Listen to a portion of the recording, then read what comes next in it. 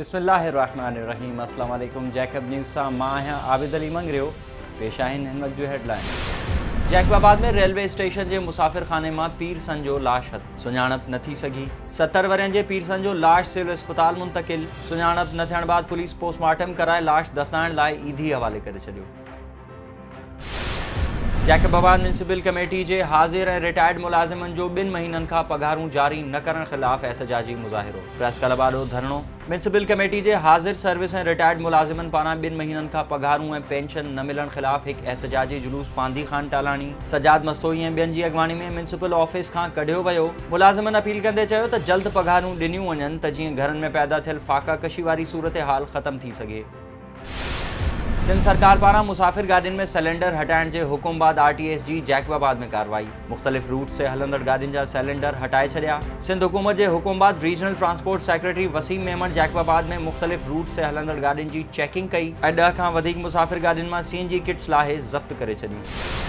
गढ़ियसन में ॻोठ प्यारो खोसो वासी गाज़ी जमाली पारां अब्दुल्ला सरकी पुलिस ख़िलाफ़ एहतजाज। संदसि चवण हो त 3 महीना अॻु जवाबदारनि माशूक खोसो, काशिफ खोसो, सादिक खोसो ऐं असलम खोसो मुंहिंजी ज़ाल मुस्माज़ राणी खे अगवा कयो हो, जेका बाज़ियाब संदन वटां ई थी। अहिड़े वाक़े जो केस पिणु दाख़िल आहे। पुलिस 10,000 रिश्वत तलब कई, न ॾियण ते उन्हनि मुंहिंजी ज़ाल खे दारुल अमान मोकिले मूं सां नाजाइज़ी कई आहे। मुंहिंजा मासूम ॿारड़ा आहिनि। SSP नोटिस वठी इंसाफ़ फ़राहम करे।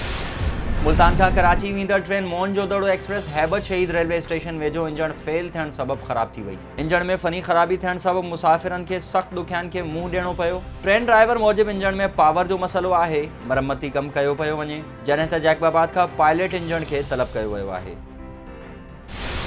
जैकबाबाद जे सिटी थाणे जी हद शेरशाह घिटी मां अणसुञातल चोर सीनियर सहाफ़ी मियां जावेद लाशारी जी CD मोटरसाइकिल 2008 मॉडल चोरी करे फ़रार। सहाफ़ी पारां मोटरसाइकिल वापसि कराए जवाबदारनि ख़िलाफ़ कार्रवाई करण जी घुर। गवर्नर सिंध इमरान इस्माइल पारां सखर ऐं शिकारपुर जा दौरा। गवर्नर सिंध जी सखर में PTI अॻवान जी रिहाइश गाह ते आमद। शिकारपुर में रतो देरो खां शिकारपुर ताईं ठहंदड़ 43 किलोमीटर नेशनल हाईवे रोड जो संग बुनियाद रखियो।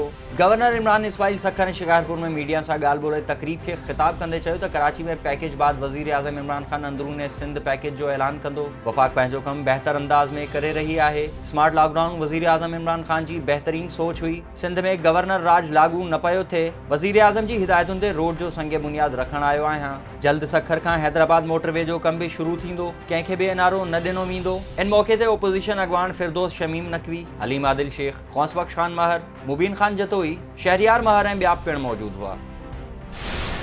गौसपुर जे कच्चे वारे इलाइक़े में औरताणे आवाज़ तां हिरखजी आयल फैसलाबाद वासियुनि 2 ॼणनि जो धाड़ेलनि वटि क़ैद हुजण जो इंकशाफ थियो आहे।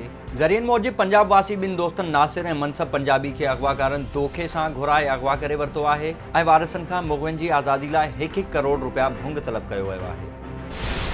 मटियारी वेझो क़ौमी शाहराह तां नौजवान जो लाश हथ। बलोचिस्तान वासी अख्तर हुसैन तौर सुञाणप। सेखाट वटि ॻोठ शेर खान ॾखणो भरिसां माज़ूर नौजवान जो लाश हथ आयो आहे, जंहिंजी सुञाणप गंदा खां जे ॻोठ फिदा हुसैन बुर्रो वासी अख्तर हुसैन पुट फिदा हुसैन बुर्रो थी आहे। पुलिस मूजिबि नौजवान जे जिस्म ते तशद्दुद या कंहिं धक जा निशान न आहिनि। पोस्टमार्टम बाद मौत जो कारण पतो पवंदो, जॾहिं त आख़िरी इतलाउनि ताईं नौजवान जो मड़ मटियारी अस्पताल में मौजूद हो। कश्मीर जे इलाइक़े बडाणी में केलनि जे 10 रुपयनि ते झेड़ो, 2 ॼणा ज़ख़्मी। फ्रूट जी रेड़ी तां केलो खणी खाइण बाद पैसा न ॾियण तां फ्रूट विकिरो कंदड़ असगर अली भुट्टो ऐं इमदाद भुट्टो में झेड़ो थी पियो, जंहिं सबबि 2 ॼणा ज़ख़्मी थी पिया। पुलिस 10 रुपया न ॾींदड़ इमदाद भुट्टो खे गिरफ़्तार करे लॉकअप करे छॾियो। ॻाइर की भरिसां ॻोठ अज़ीज़ाबाद खोसो में नारी जे अगवा जे मामले तां खोसा ऐं राजड़ी बिरादरी जी 2 धुरियुनि में झेड़ो। खोसा बिरादरी जा 2 नौजवान अली हसन ऐं मोहम्मद कासिम खोसो ज़ख़्मी, ॻणती जोगी हालत में रहीम यार ख़ान मुंतकिल। खोसा बिरादरी जे चङे मुड़ुस हफ़ीज़ुल्लाह खोसो मूजिबि राजड़ी बिरादरी जे माण्हुनि असांजी नारी राबिया खोसो खे अगवा कयो हो, जंहिंजो केस बि दाख़िल आहे। जंहिं बादीन मोहम्मद राजड़ी, शौकत राजड़ी ऐं ॿियनि असां मथां हमिलो कयो आहे। पुलिस बि संदन वांगार वही रही आहे। इंसाफ़ न थियो त वॾी खूनरेज़ी थींदी।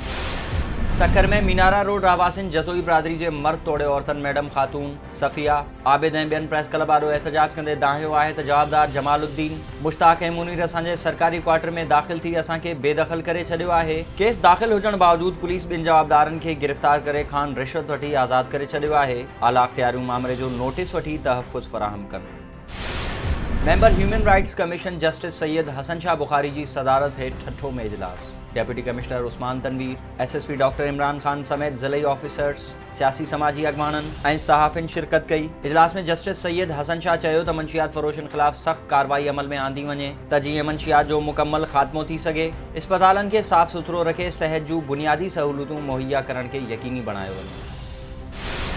रोड़ी में मजदूरी जा पैसा घुरंदा बाअसर जो पोरियतन मथा मुबैना तौर कुहाड़िन सां हमलो। मुतासिरन जो सखर प्रेस क्लब वारो एहतजाज। रोड़ी जे इलाइक़े अछूं कुबियूं वासिन मुस्मात मूमल, सच्चो मल, शहजादो, राजा मल्लू ओॾे ॿियनि दाहींदे चयो आहे त शहजादो ऐं राजा मज़दूरी कंदा आहिनि। बबरलो जे बाअसर हादी ॾिनो शर दीवार जी तामीर जो ठीको ॾिनो हो। कम मुकम्मल थियण जा पैसा घुरियासीं त लठिन ऐं कुहाड़िन सां हमलो करे सख़्त तशद्दुद कयो वियो आहे। केस दाख़िल हुजण बावजूद पुलिस जवाबदारनि खे गिरफ़्तार न करे रही आहे। इंसाफ़ कयो वञे।